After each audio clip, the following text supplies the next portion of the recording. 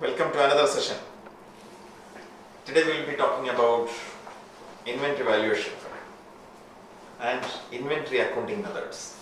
This is part of book 5i and I will be talking in such a way that non-accountants also will understand. So my question to Matthew is, when is an expense incurred? When you can spend. When you have the money. Correct. When you have the money, then you can spend. This is like you are driving a car. You need to put petrol first. Then only you can drive a car. It's a kind of prepaid concept. Correct? Without putting petrol, you cannot drive a car at all. It's a very important point you need to understand that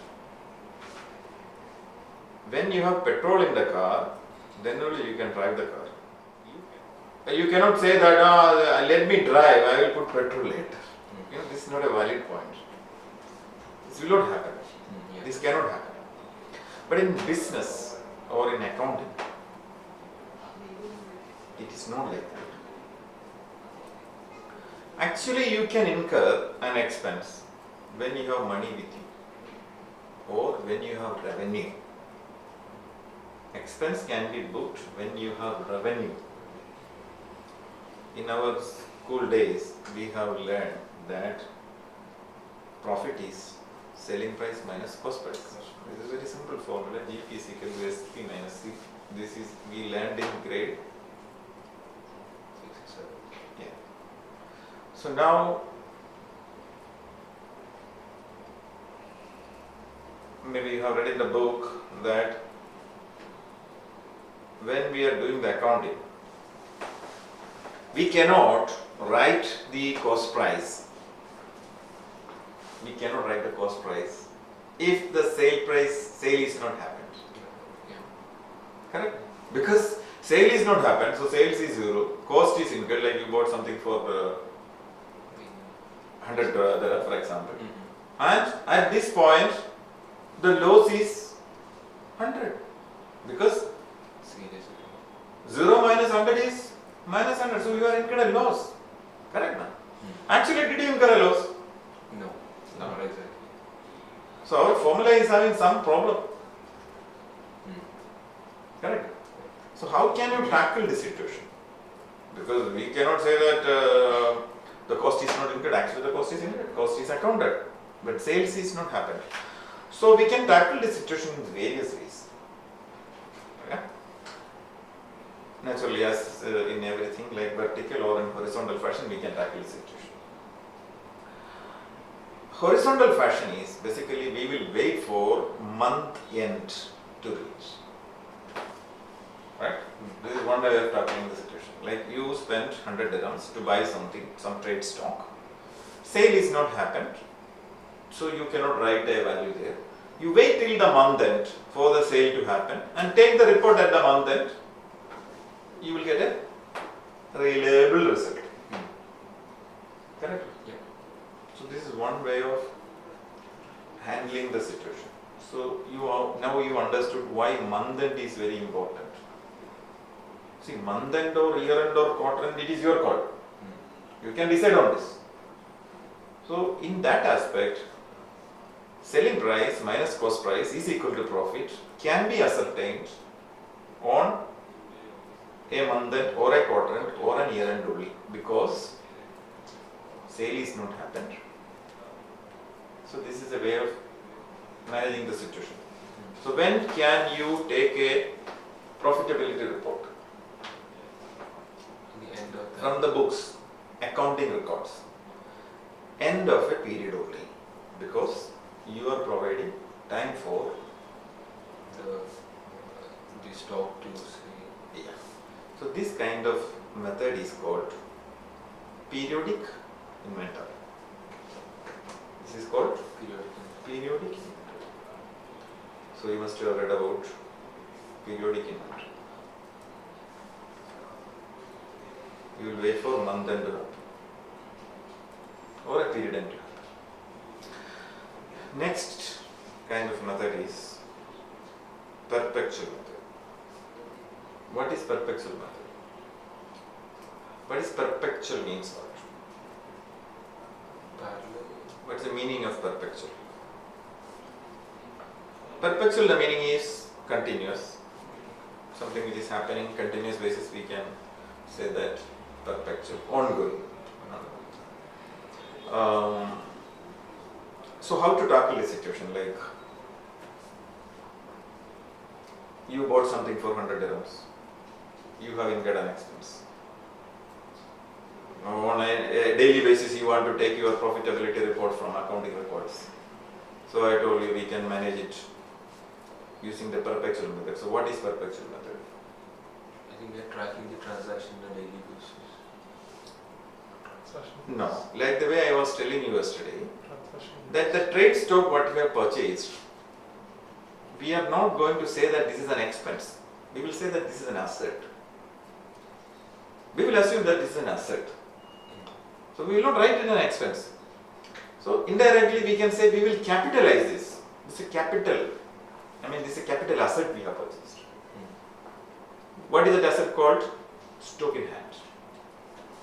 So when you buy, we will buy it to our inventory account, which is a balance sheet account, which is an asset account, rather a current asset account. We are taking to our Capital. to the capital side. Capital asset. Yeah, it's an asset. Okay, now when the cost will incur now?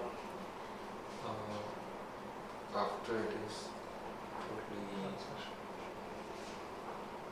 After it is sold, sold. not totally sold. Whenever you sell, the cost will incur. Why cost is incurring when you are selling? Because you are making revenue. Normal course, when you are making a sale, you are getting revenue. Correct? Now, when you write an invoice in a shop, the organization is getting money. So the revenue is happening at the time of making a sale invoice. But now I said cost is incurring at the time of selling. We will make system in such a way that that much portion of the inventory which is being sold will be transferred from balance sheet to the P&L side on a daily basis or as and when it happens on a perpetual basis. In every invoice, like revenue will happen, same time cost also will happen.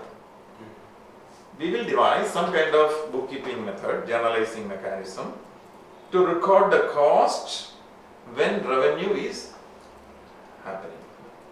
This kind of accounting method is called perpetual inventory. So comparing the perpetual inventory method and periodic inventory method, let's discuss about the pros and cons.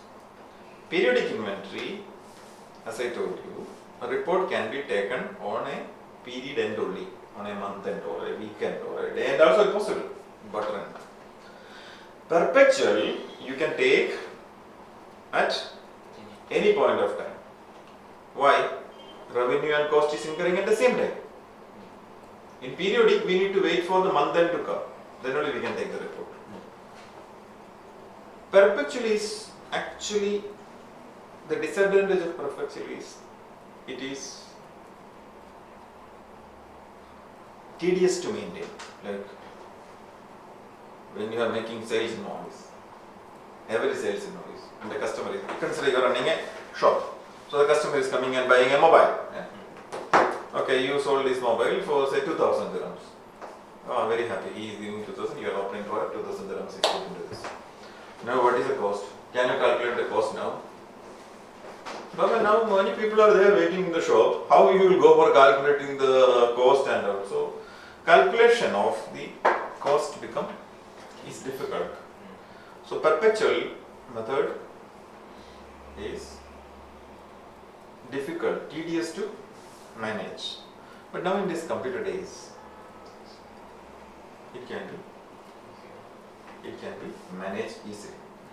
Now a challenge will happen, because You are a trader. Customer is coming to the shop and asking for this mobile. And he's telling, okay, I need this mobile. And you deliver it at my home. Okay. Actually, you don't have this item in your inventory. You are just showing a catalog or a brochure. You are going to procure this item from the nearby shop or from the authorized dealer or some other vendor. You are going to buy it. Yeah. You want to book the sales now. You want to tear an invoice and give it to the customer. Customer is ready to pay. Right? So you are getting revenue, but you don't have the cost. Why you don't have the cost? Because you haven't purchased it. So this kind of situation happens in business. This is another disadvantage of perpetual inventory, that in perpetual inventory, we may not know the cost at the time of making the sales. So in an ideal environment, perpetual inventory will work when you know about the cost. But in periodic, we don't have that problem because we can wait till the month end to know this cost. And another method of identification is perpetual or periodic. Our objective is to find the cost of sales or cost of goods sold. This is called COGS, cost of goods sold. Means we don't need to worry about whatever we have purchased. We will bother about whatever we have sold. So how can we calculate whatever we have sold? Now go and measure what is remaining. Go and measure what is remaining. Whatever is remaining, less the opening stock, plus purchases, minus closing stock will be our cost of sales. Whatever we have purchased and whatever is remaining, the difference will be the cost of our sales. Right? This is the cost of our sales. Or cost of goods. Cost of sales or cost of goods. Cost of goods sold, COGS. Now this is another challenge. Now in perpetual, because the market situation is like that, you cannot tell a customer coming to your shop that I cannot give you invoice now because I don't have the item in inventory. First I need to buy the item, then only I can give you my invoice because I am booking cost now. You will not listen to all this, right? Any of the trader will tell this? No. Okay, now how to handle this situation? You can have a backdata transaction, no doubt in that. Or, which is not ideal, backdata transaction punching into a system is not ideal. You should record the transaction as and when it happens. So tomorrow you can buy this item and we are running a batch routine to calculate the cost and plug in every invoice in the perpetual inventory method. So we can do it later. There are a lot of challenges, practical challenges in this, like item may be different, this problem, that problem, 100 problems can come. So a batch routine is updating, calculating the cost and updating it back to the invoice. So basically, ideal situation, you should have that item in your inventory before you make the sales. So this is always a support concern for us as a software provider, but always there will be negative quantity issues, which cannot be avoided in this kind of situation because there is no ideal environment in this part of the world, like in Dubai. We cannot say that you need to buy it first, then only you can sell it. Correct? That kind of stockist only can be able to do this. An agent or intender or such kind of broker will buy it when after he booked the sales. Correct? No? So I hope you are aware about the advantages and disadvantages of perpetual inventory and periodic inventory. Like, by the way, I think I explained, I think nobody will start a business now because it's very complicated to do the accounting, perpetual inventory, periodic inventory, accounting method, this It's nothing like that. It's very simple. Correct? Underlying complexities are more, like bit high, but that doesn't mean that the business is not working. No. Okay, now we have to handle this situation. So as I told you, again I repeat, periodic inventory is the method to calculate the cost of goods sold by valuing the remaining stock. By valuing the remaining stock, and whatever is the difference with the purchase, it is assumed as cost of sales. The other way around, in perpetual inventory, we are calculating the cost of every product and plugging it to the invoice itself, so that every invoice we can ascertain the profitability. Right? So in accounting methods, in this book it is clearly mentioned about these accounting treatments and all. You will have to go through that. So there are some standard accounting standards, like I don't know if you are aware that in sales, the accounting entry is basically in a sales invoice. There are two entries, the debit entry and the credit entry. Correct? Yeah. So based on my earlier discussion about bookkeeping, when a sale happened, there is a debit and there is a credit. Right? So can you tell me what is the debit and credit when we make a sale invoice? When we are making a sales invoice, naturally we need to do the accounting entry.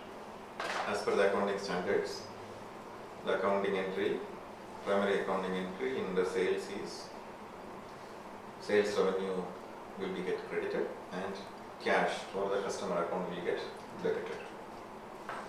In accounting time, cash account data to sales revenue. So this is the accounting standard. So normally in one sales invoice, there are only two parties involved, the buyer and the seller, which you are pretty clear. Correct? Actually now a third person is coming into the picture.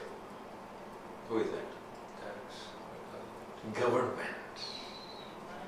When you make a sale invoice, now government is coming. What does government want? Government want 5%. I want 5%. So three people are there. The buyer, the seller, and government. Why government is trying to involve in this? What is the reason?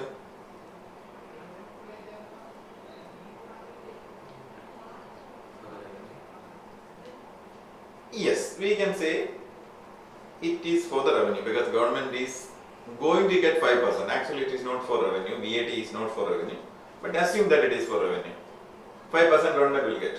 Why government need to get this money?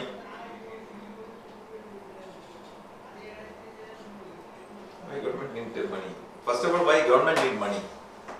To run all these things. Because government is giving you protection. The primary objective of government is to give protection to the citizen for their property and their life. In Malayalam, in history or civics, we have learned that government will give protection to Jeevan Suthinum Samrashanathil. Jeevanum Suthinum Samrashanathil. Correct? So government will give protection for your life as well as your properties. Government naturally needs money, because government need to maintain the police department or border security force or army. They are going to give you protection, internal protection, external protection. Not that some other country is coming and attacking. It's not. Government need to control all this. So government need money. So government is taking part of the in the transaction. Government need 5%. So now accounting become more complicated. We have to three parties. So naturally, the 5% extra prevailing as VAT now in this part of the world, we cannot take that money. We need to keep it separate. If you are a traditional shopkeeper who is not having book of accounts and complicated ERP software systems or simplified ERP systems like fax. So we were talking about the accounting methods during sales invoice.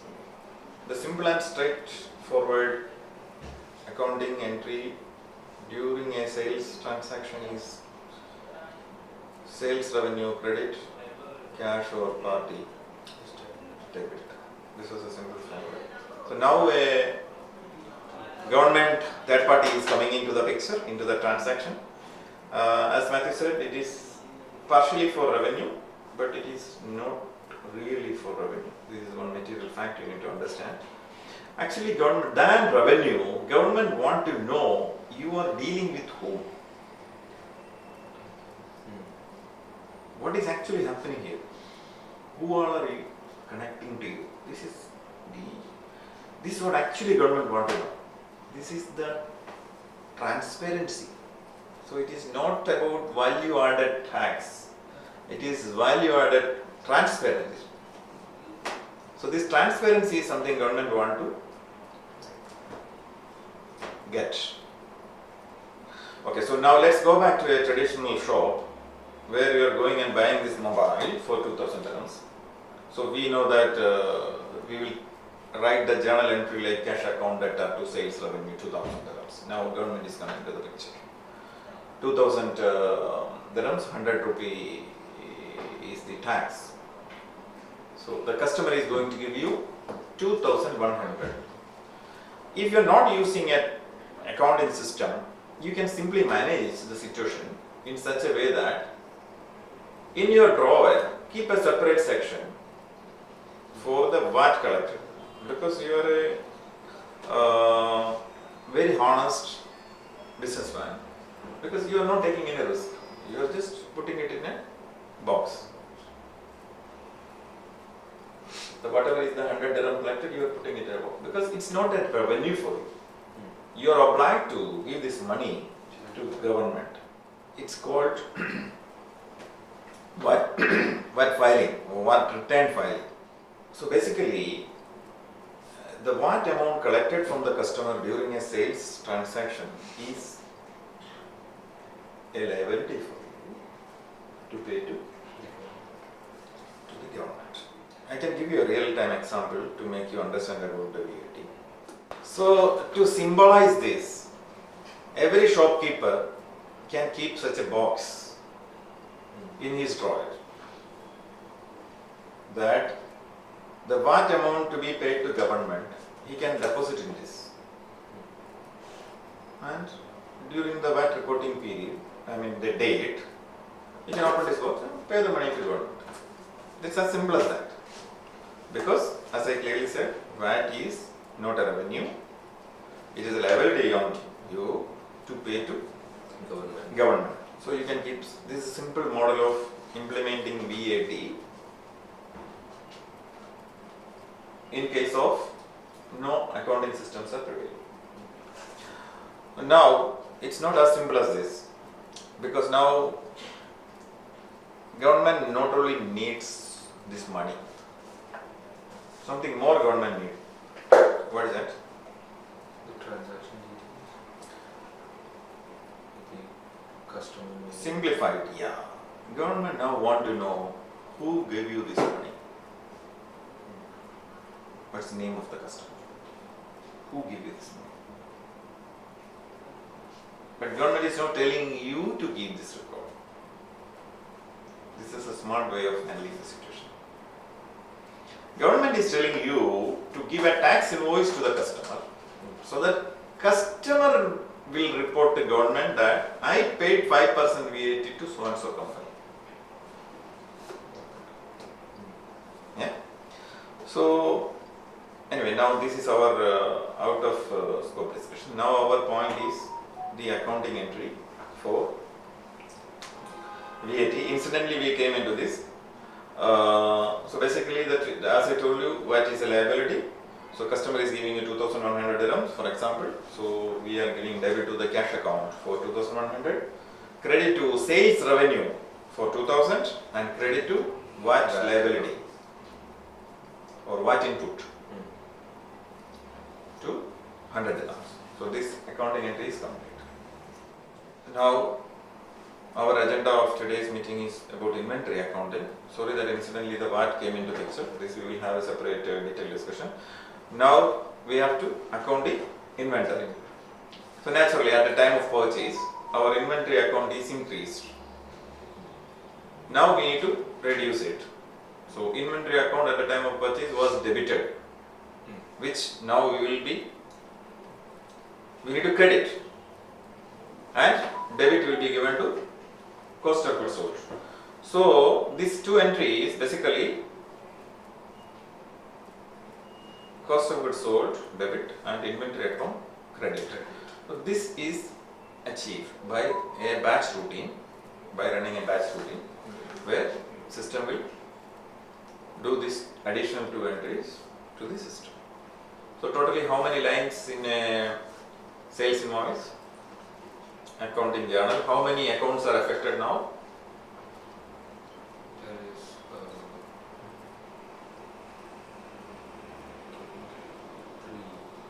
3. 3 plus 2. Yeah. 3 account. The first entry, the primary entry is sales revenue credit, cash account debit, government account credit for the VAT. So 3 account entries. Now another 2 more entries will come into picture, which is debit to the closing stock account or the stock cost of goods sold account and credit to the inventory account. Okay, so 5 entries, 5 accounting entries we will plug in during a sales invoice transaction. You need to go through the book in detail, so rest of the entries you will be able to understand in detail. Any doubts? The last, the accounting entry said, so credit sales, debit cash, and credit the VAT 5%, right? Right, like it. The last 2 entries. Last 2 entries is an additional entry plugged in as part of the perpetual inventory so that they can take the balance, the trial balance as on any date. Okay. The profitability can be taken on any date. It's a perpetual basis. On that date of the sale itself,